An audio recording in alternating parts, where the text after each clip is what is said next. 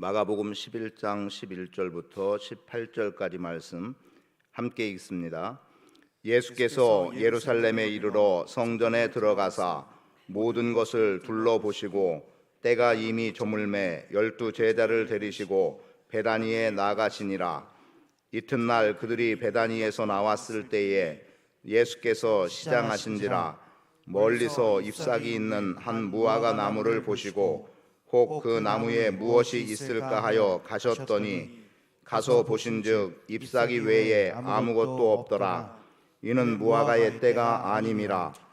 예수께서 나무에게 말씀하여 이르시되 이제부터 영원토록 사람이 내게서 열매를 따 먹지 못하리라 하시니 제자들이 이를 듣더라. 그들이 예루살렘에 들어가니라. 예수께서 성전에 들어가사 성전 안에서 매매하는 자들을 내쫓으시며 돈 바꾸는 자들의 상과 비둘기 파는 자들의 의자를 둘러 엎으시며 아무나 물건을 가지고 성전 안으로 지나다님을 허락하지 아니하시고 이에 가르쳐 이르시되 기록된 바 내 집은 만민이 기도하는 집이라 칭함을 받으리라고 하지 아니하였느냐. 너희는 강도의 소굴을 만들었도다 하시매 대제사장들과 서기관들이 듣고 예수를 어떻게 죽일까 하고 꾀하니 이는 무리가 다 그의 교훈을 놀랍게 여김으로 그를 두려워하밀러라. 아멘. 예루살렘에 도착하신 예수님은 성전에 들어가서 성전을 둘러보시게 됩니다. 하지만 그날은 날이 이미 저물어서 제자들과 함께 베다니로 나가셨지만 예수님이 둘러본 성전은 예수님이 원하는 모습은 분명 아니었을 겁니다. 그 이튿날 베다니로 떠나시려 할 때 배가 고프시게 되죠. 그래서 시장하던 차에 둘러보니까 멀리 잎사귀가 풍성하게 있는 무화과 나무 하나를 보게 된 거예요. 그래서 예수님께서 그 무화과 나무에 가서 열매를 얻고자 했지만 열매가 없었습니다. 즉 열매 없는 잎만 무성한 무화과 나무였음을 말씀하고 있죠. 그랬더니 예수님께서 무엇라고 말씀하시냐면 이제부터는 이 나무에서 그 누구도 열매를 따먹지 못할 것이다 라고 말씀해요. 때로는 이런 부분을 저주라고 표현을 하기도 합니다만 심판의 내용인 것은 분명합니다. 이제 예수님께서 성전에 들어가셨습니다. 예루살렘 성전에 들어가서 보니까 어제 보았던 전날 보았던 것과 다를 바 없는 성전에서 이루어지는 행위적인 것들을 보게 되는데 그 내용을 15절은 이렇게 기록하고 있습니다.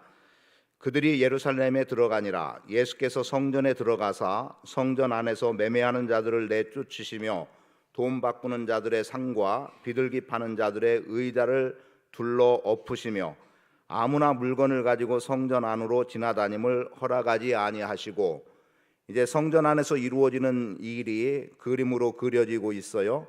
그 성전에서는 마땅히 하나님을 예배해야 되는 자리였고 또는 굳이 소리가 들린다면 기도의 소리가 들려져야 될 그 자리에 매매하는 사람들의 소리나 들려지고 돈 바꾸는 사람들 여기저기 이런저런 흥정의 소리들만 들려지게 됐습니다. 그리고 성전을 너나 할 것 없이 여기저기 넘나들면서 성전을 어지럽히고 있는 모습을 보게 된 거지요. 그때 예수님께서는 내 집은 만민이 기도하는 집이라 라고 말씀되어지는 말씀을 들어서 그들을 책망하고 있고 강도의 소굴로 만들었다라고 책망하고 있는 내용이 기록이 되고 있습니다. 여기서 만민이 기도하는 집이라고 하는 것은 이사야 56장 7절에서 기록된 말씀대로라면 번제와 희생을 나의 제단에 기꺼이 내가 나의 제단에서 기꺼이 받게 될 거라는 거예요. 이 집은 만민이 기도하는 여호와의 집이기 때문에 그러하다. 즉 나의 집이라고 하나님께서는 말씀합니다. 그러니까 나의 집에서 백성들이 나에게 제사하는 것, 희생제물을 드리는 것, 번제를 드리는 것 내가 기꺼이 받겠다라고 하는 거지요. 그렇다면 그 예배, 그 제사는 하나님 앞에 드려짐의 제사가 되는 것이고 하나님께서 연락하시는 제사가 된다는 분명함을 말씀하는 거예요. 즉 기도하는 집으로 존재한다면 하나님께서는 그 기도를 들으시고, 또 제사가 마땅히 드려진다면 제사를 하나님이 받으시겠다는 겁니다. 그러면 그러한 집은 결코 주님의 책망의 대상에 들어갈 이유가 없는 거죠. 그런데 지금 본문에 기록된 대로라고 하면 이들이 강도의 소굴로 만들었다라고 하는 것으로 책망하고 있음을 보게 되는데, 이 강도의 소굴이 된 것은 예레미야 7장 11절을 통해서 말씀되는 바, 내 이름으로 일컬음 받는 이 집이 너희 눈에는 도둑의 소굴로 보이느냐, 이렇게 기록하고 있습니다. 그리고 하나님이 말씀하시는 것은 그것을 내가 똑똑히 보겠다는 거예요. 그럼 똑똑히 보겠다라고 하는 내용에는 지금 기도하는 집이, 내 집이 강도의 소굴이 된 것, 너희가 어찌하여 이렇게 된 것에 대해서 내가 조금도 빠뜨림 없이 분명하게 기억할 것이다. 내 눈에 들어온 대로, 또는 너희들의 그러한 장사하는 소리, 이속을 챙기는 소리들을 내가 듣고 그것을 기억하리라는 겁니다. 좋은 의미는 아닌 거지요. 결국 마땅히 하나님 앞에 드려져야 될, 하나님의 영광이 드러나야 될 성전이 제 기능을 하지 못하고 있음을 보게 돼요. 이사야 말씀 속에서는 내가 너희의 번제와 희생 제물을 마땅히 받겠다, 그렇게 말씀하고 있는데, 예레미야 말씀은 이미 마땅히 하나님이 받으셔야 될 성전의 예배가 망가져 버렸을 때, 거기는 곧 강도의 소굴밖에 되지 못했고, 하나님은 진노하심 속에서 내가 그것을 똑똑히 보겠다라고 말씀하고 있는 겁니다. 그런데 지금 그것을 누가 보고 있습니까? 예수님이 그대로 보고 계시는 거예요. 이사야 말씀에서 비춰진 대로라면 이 성전은 하나님의 집이 되는 거고, 하나님이 예배를 받으시고 영광을 받으셔야 되는데, 그런데 지금 어찌된 일인지 그 성전이 제 기능을 다하지 못하고 예레미야 선지자의 말대로 성전의 마땅한 영광이 다 사라져버리고 오히려 강도의 소굴이 되어져 버려서, 그래서 아무런 쓸모없는 성전밖에 남지 않더라는 겁니다. 그리고 이러한 것에 대해서 후에 되어질 내용이 되겠습니다만, 그리고 영적인 혹은 의미적인 내용이 되겠습니다만, 그러면 이러한 성전 다 헐어버리라는 거죠. 그러면 내가 사흘 만에 다시 짓겠다, 예수님의 죽으심과 부활이 상징되는 내용이긴 합니다만, 성전이 성전의 기능으로 다 하지 못할 때는 그냥 무너뜨려지는 것이 오히려 나은 거예요. 그래야 다시 세워나갈 수 있는 겁니다. 그런데 그 썩어지고 더러워지고 이미 다 부패되고 망가진 그곳에서 다시금 무언가 해낼 수 있는 길은 어찌 보면 없는 거죠.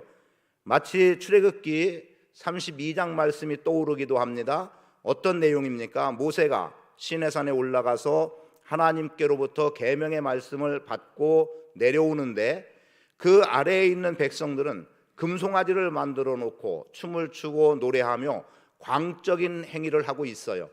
마땅히 하나님의 말씀을 기다려야 될 백성들, 오히려 모세가 돌아오지 않으면, 굳이 표현한다면 오히려 그것을 염려하고, 우리를 지금까지 인도한 하나님께서 다시 우리에게 당신의 영광을 비춰주기를 간절히 구하면서 지도자 모세가 안전하게 내려오기를 차라리 구했어야죠. 그런데 우리의 신을 만들어 달라, 모세는 죽은 것 같다, 우리를 인도한 하나님은 우리에게서 더 이상 없는 존재, 떠나버린 존재로 인식했기 때문에 그들은 금송아지를 만들어서 섬기고 있었습니다. 그때 그 소리를 들은 모세가 어찌합니까? 하나님께로부터 받은 그 계명의 돌판을 깨뜨려 버리는 거예요. 계약의 파기입니다. 무너짐이 없이는 새로 세워짐이 없습니다. 그렇다고 제가 지금 오늘 여러분들에게 그간에 쌓아온 신앙의 길을 다 한순간 다 무시해버리고, 또는 없는 것으로 처분하고, 그리고 다시라고 그렇게 말씀드리려고 하는 의도는 아닙니다. 다만 무엇이냐? 지금까지 바르게 오지 못했던 우리의 신앙의 행습들, 또 하나님을 예배한다고 하면서, 또는 교회 안에서 내가 마땅히 어떻게 행해야 될지를 알고 있음에도 불구하고 나의 체면이나 나의 유익이나 또 다른 어떤 것들 때문에 내가 하나님의 영광을 오히려 가리고, 그리고 성도들의 기뻐함을 가로막는 어떤 일들의 행위들이 있었다고 한다면, 이러한 것들은 철저하게 우리가 무너뜨리고 다시 믿음 안에서 신실하게 우리의 신앙을 견고하게 세워나갈 필요가 있겠다는 겁니다. 그래서 만민이 기도하는 집, 오늘 우리는 이 만민이 기도하는 집을 만들어 가야 됩니다. 지금 열매 없는 무화과 나무, 내용 없는 형식에 치우친 이득만을 추구하는 성전의 내용과 조금도 다를 바 없는 거죠. 성전에서는 성전에서 드러나야 될 모습이 있어야 되는데 이게 없는 거예요. 무화과 나무에서는 무화과 열매가 있어야 되는데 이것이 없는 겁니다. 그런데 무화과 나무에 열매가 없을 때 심판이 선언되는 것처럼 성전에서 성전으로서의 기능이 되지 않고 하나님의 영광이 드러나지 않는다면 성전은 존재할 가치가 없다는 겁니다. 결국 이런 것 때문에 예수님은 스스로 무너짐과 부활이라고 하는 영광을 우리에게 나타내 보여주시기도 했지만 오늘 우리의 삶 속에서 과연 우리의 교회는 혹은 나는 만민이 기도하는 집으로 존재하고 있는가를 돌아봐야 될 필요가 있습니다. 기도는 없고 또는 기도 소리는 없고 장사꾼들의 흥정하는 소리만 들려진다면 그것은 강도의 소굴일 수밖에 없음을 말씀하는 겁니다. 그래서 이 시간 우리는 조심스럽게 우리 스스로를 점검하며 돌아봐야 될 것, 기도 소리가 들리고 있는가? 아니면 떠드는 소리, 싸우는 소리, 자기 주장하는 소리가 들려지고 있는가? 우리는 우리 스스로를 점검하기를 원합니다. 사실은 주일에는 많은 부분에서 성도들이 모여지는 속에서 한 주간의 삶이 어떻게 주의 말씀이 어떻게 나를 인도하셨는지, 또는 오늘 주일로 표현한다면 오늘 받은 바 말씀을 내가 어떻게 이행하며 살아갈지, 또는 어떤 은혜를 받았는지를 그런 것들이 서로 성도들 간에 나누어지는 시간들이 그 소리들이 곳곳에서 들려지면 좋을 것 같아요. 그런데 한 주간 내가 이렇게 해서 누구를 만났고 뭘 했고 돈을 어떻게 벌었고 또는 뭘 어찌했고 이런 것들은 결코 우리 안에 신앙적인 면에서 결코 유익이 될 수 있는 게 아니라는 거지요. 그리고 또 내 마음에 들지 않은 어떤 모습들 때문에 서로 교회 안에서 시시비비가 되고 주일이 그래서 큰 소리가 나고 불편한 모습이 된다면 그것은 열매 없는 무화과 나무와 조금도 다를 바 없는, 또 장사꾼의 소리만 들리고 예배의 소리가 들려지지 않는, 기도의 소리가 들려지지 않는 강도의 소굴과 같은 성전이 될 수밖에 없다는 것을 우리에게 분명하게 말씀하고 있는 겁니다. 그래서 오늘 우리에게는 하나님을 향한 기도의 소리가 들려지는 교회, 그래서 사람에 대한 판단과 거짓이 다 사라져버리고 오직 주님의 영광만이 드러나는 그러한 교회가 되도록 힘을 쓸 필요가 있겠다는 것이고요. 두 번째는 하나님의 임재가 있는 곳이 돼야 됩니다. 만민이 기도하는 집이라고 한다면, 성전이 그러하다면 성전은 하나님의 임재가 있는 집이 되어야 합니다. 말씀드린 대로 이사야 56장 7절에 내가 그들을 내 거룩한 산으로 데려와서 내 기도하는 집에서 그들을 기쁘게 해주겠다. 제가 앞에 인용할 때는 그 뒤에 말씀만 인용했는데 이 내용에 보면 뭐라고 말하느냐, 하나님께서 내 집에서 기도하는 집에서 그들을 기쁘게 해주겠다라고 말합니다. 그러면서 그들이 바친 희생제물을 내가 기꺼이 받을 것이라고 말씀하고 있어요. 이 희생제물을 받는다는 것은 주님이 임재하고 계신다는 겁니다. 함께 하신다는 거예요. 우리가 보통 말할 때 주인공이 빠져버린 어떤 일, 아무 소용이 없습니다. 그런데 하나님은 분명하게 이사야 56장 7절을 통해서 말씀하기를 내가 그들을 내 거룩한 산으로 모으겠다는 겁니다. 여러분을 모아서 여러분이 기도하는 이 기도의 소리를, 여러분이 하는 예배를 하나님은 기쁘게 받으시겠다라고 말씀하는 거예요. 그래서 이번 고난주간을 통해서 우리가 접하게 되는 성전의 개념을 다시 한번 깊이 되새기고, 하나님이 나를 부르셔서 이곳에서 기도하게 하시고 이곳에서 찬송하게 하시고 이곳에서 말씀 듣게 하시고, 즉 이곳에서 예배하게 하는 이 예배를 하나님이 기꺼이 받으시고 그렇게 하는 우리들에게 기쁨을 주시겠다고 약속하는 약속의 말씀을 받을 수 있게 되기를 축복합니다. 그들이 바친 희생제물 내가 기꺼이 받을 것이다. 하나님의 임재의 약속입니다. 실제로 백성들이 하나님 앞에 나아갈 때 지금 왜 장사하는 터가 성전이 돼버렸습니까? 하나님 앞에 좋은 것 드리겠다는 거예요. 멀리서부터 오다 보니까 양이 다치기라도 하고 또는 병이라도 들고 조금만 흠이 있어도 정결한 제물이 되지 못하니까 성전 입구에서 좋은 제물을 사서 드리겠다는 거예요. 그런데 이것이 변질돼 버린 겁니다. 그리고 성전에서 매매하는 곳이 돼버리게 된 거예요. 왜이겠습니까? 거기에는 이권이 따랐던 겁니다. 대제사장에게 허락이 되지 않으면 장사할 수 없으니까 우리가 보통 말하는 뭐 뒷돈이라고 해야 돼요, 뇌물이라고 해야 돼요, 이런 것들을 갖다 주고서 그 사업권을 따내는 거죠. 지금 우리의 말로 말하면 그렇게 하니까 어때요? 마땅히 내가 취할 이득보다 훨씬 더 얻어야 다른 것에, 다른 사람에게, 대제사장에 줄 수 있었던 겁니다. 어떤 자료들에 보면 보통 10배로 받았다고 그래요. 그런데 10배로 받음에도 불구하고 살 수밖에 없는 이유, 예배하겠다는 사람들은, 제사를 드리겠다는 사람들은 흠없는 것으로 드려야 되니까 10배의 값을 주고라도 사지 않으면 안 되는 거예요. 그러니 거기에서 폭리가 일어났고, 거기에서 흥정이 일어났고, 거기에서 결국은 기도 소리가 다 묻혀버리고 장사치들의 떠드는 소리만 무성할 뿐이었습니다. 입만 무성한 무화과 나무와 조금도 다를 바 없는 성전의 모습이었습니다. 타락된 성전의 주님은 임재할 리가 없습니다. 여러분, 하나님의 임재가 있는 교회가 되도록 힘쓰시기를 축복합니다. 주님은 우리를 부르셔서 기쁘게 해 주시겠다라고 전제하고 계세요.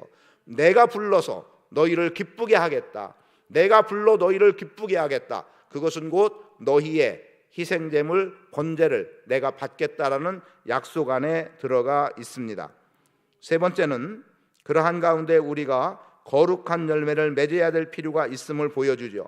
잎만 무성한 무화과 나무, 아무 소용이 없었습니다.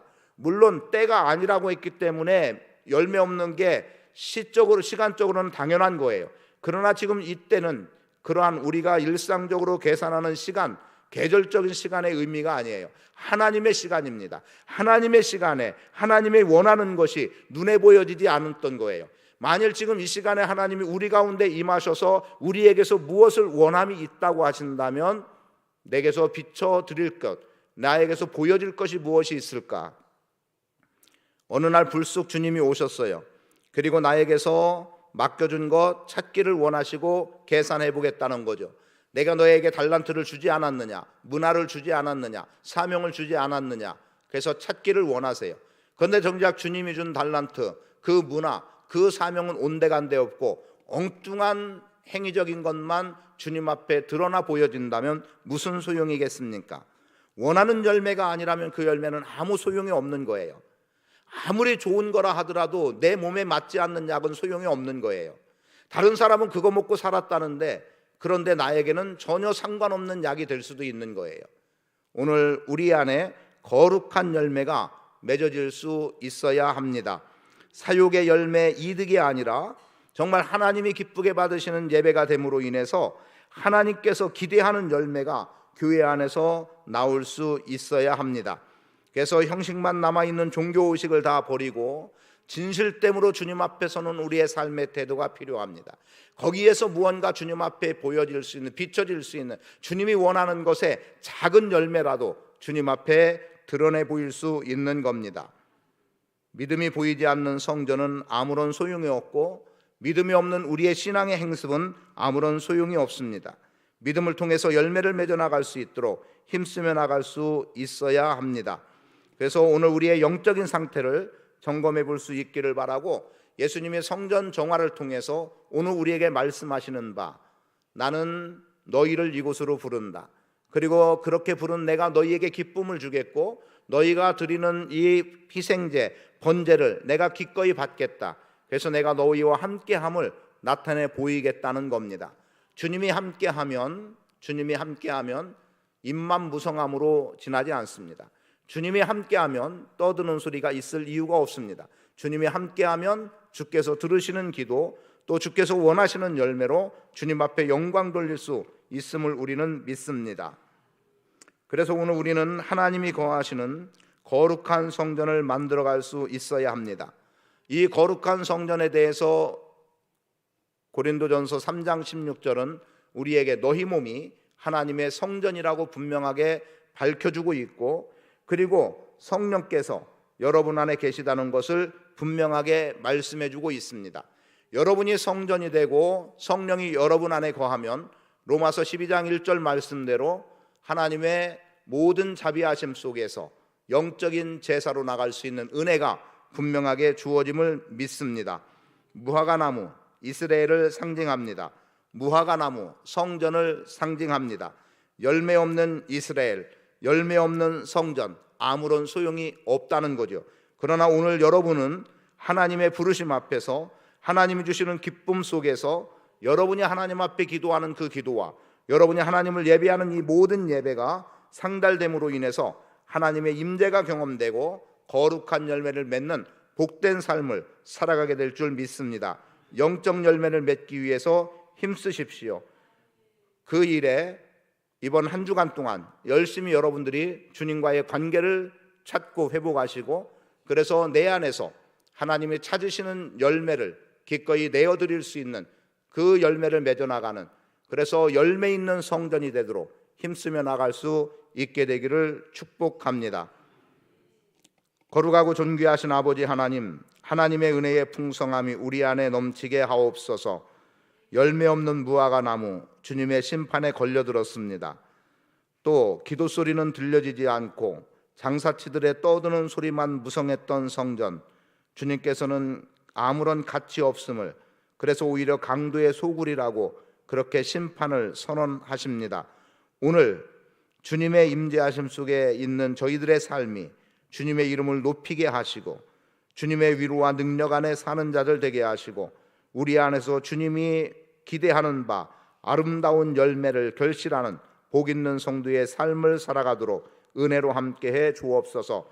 지금까지의 어떠한 삶, 주님 다 내려놓고 정리하고 다시 한번 예수님의 죽으심과 부활 속에서 거듭남의 역사, 새 생명의 역사를 경험하듯이 우리가 새롭게 주님 안에서 태어남의 은혜를 경험케 하시고 거기로부터 열매를 맺어나가는 아름다운 신앙의 결실이 있도록 주님 도와 주옵소서. 우리의 영적 상태를 돌아보게 하시고 우리의 믿음의 수준을 돌아보게 하시고 믿음이면 되는 일들에 우리는 힘있게 사명 감당하게 하시고 주님께서 기꺼이 우리의 예배를 받으심에 확신하는 속에 아름다운 영광스러운 예배자로서는 복 있는 성도들 되게 하옵소서. 은혜로 풍성케 하실 주님을 찬양합니다. 귀한 예물 드립니다. 받아주시옵소서. 주님께서 고난의 길, 십자가의 길, 영광이라 말씀하신 그 길을 함께 걸어갈 수 있기를 원합니다. 은혜로 함께 하시고 영광 나타내시고 거룩함으로 사는 복된 성도들 되도록 은총 베풀어 주옵소서. 드린 손길에 큰 은혜 주시고 넘치는 은혜로 함께 하시고 주님의 부어주심을 기억하는 복된 성도 되게 하옵소서. 영적 열매 맺기 원하는 주의 백성들 거룩하게 하옵소서. 이제는 우리 주 예수 그리스도의 무한하신 은혜와 아버지 하나님의 극진하신 사랑하심과 성령님의 교통하심이 열매 있는 성전으로 살아가기 원하는 주의 백성들 머리 위에 이제로부터 영원히 함께 하실지어다. 아멘.